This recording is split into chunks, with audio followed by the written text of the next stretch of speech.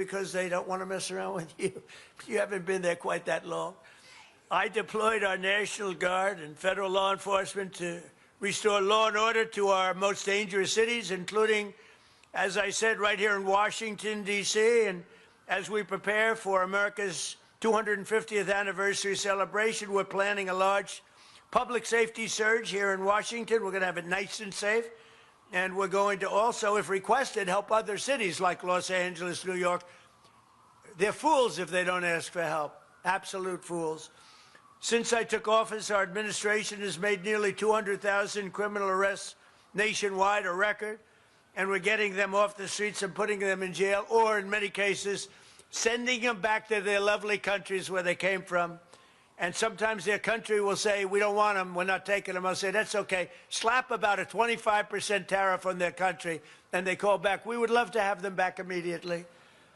In addition, the Department of Homeland Security has removed nearly 615,000 illegal alien criminals from our country for the past 12 months in a row. Think of that. 0 illegal aliens have been admitted to the United States through our southern border, and that's a think of that. Think of that. 0. And, you know, the people that make those charts are inclined toward being a Democrat. Or a new name I came up with yesterday was a Democrat, because I was talking about this guy. I think that could be a good one. You know, I've come up with some extraordinary names. But I was talking about Hakeem Jeffries. He's a low IQ person. And he was talking about all these things. He was saying things that were so stupid, so basic and so stupid. He called our Supreme Court illegitimate. I don't agree with our Supreme Court all the time, I can tell you that. But you can't call it illegitimate. If I ever said that, you can imagine what would have happened. But there wasn't a big stir. But he was talking, and I said, yeah, he's a dumb guy. And then I said, he's a Democrat. And I don't know if people are going to like that term or not. It maybe catches on, and maybe it doesn't, but it's true. Their policies are insane, and they would drive our country into ruin. And we've got to do great in the midterms. And if we don't, they will do everything they can to destroy our country. There's something wrong with them. The flow of deadly fentanyl across our border is down, by the way, by over 60%, which is a record. Nobody ever thought it was even possible. And coming in by sea, it's down by 97%. And again, we're trying to find the 3% because we consider them to be among the bravest people anywhere in the world. Anybody willing to get into one of those boats after what they've witnessed, we would consider them to be among the bravest in the world. These gains have been the result, and what a job our military and others are doing with respect, is that right, Paul, with respect to drugs coming in by sea, meaning drugs coming in by water, by the ocean, by the sea. A lot of people don't know what I mean by sea. They think I'm talking about vision. I'm talking about sea, like the sea.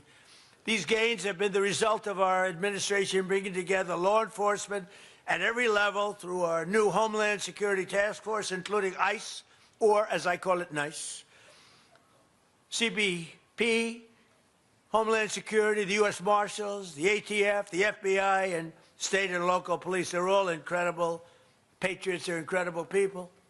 I also want to recognize one hero who exemplifies the amazing courage our police officers show each and every day, Assistant Chief Aaron Edwards from the NYPD, New York's finest. Where's Aaron? Where are you, Aaron?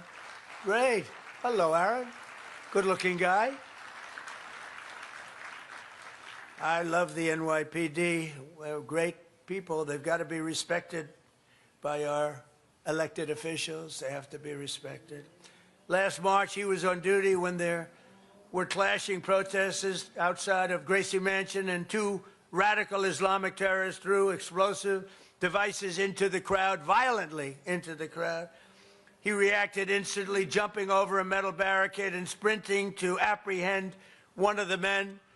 As fate would have it, this 23-year-old veteran of the New York PD was inspired to join the force when he saw police running into Twin Towers on September 11th. It had a profound impact, 2001. And now he's helped arrest terrorists from all over the world, some really bad ones. So I just want to say, Assistant Chief Edwards, I want to thank you very much. I've heard about your record. Your record is very legendary. Congratulations. Thank you very much.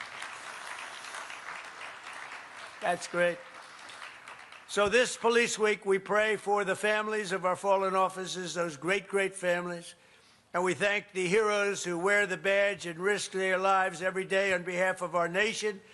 You are restoring the foundation of law and order for our country and to our country. You're amazing people. You don't really understand one thing. You don't know how much respect.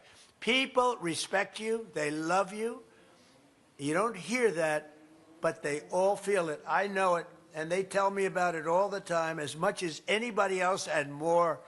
So I just want to welcome you as great professionals, as unbelievable people and patriots to the beautiful White House, the new and improved White House. And it's an honor to be with you. And I said, I'm very busy tonight. I don't have time for dinner.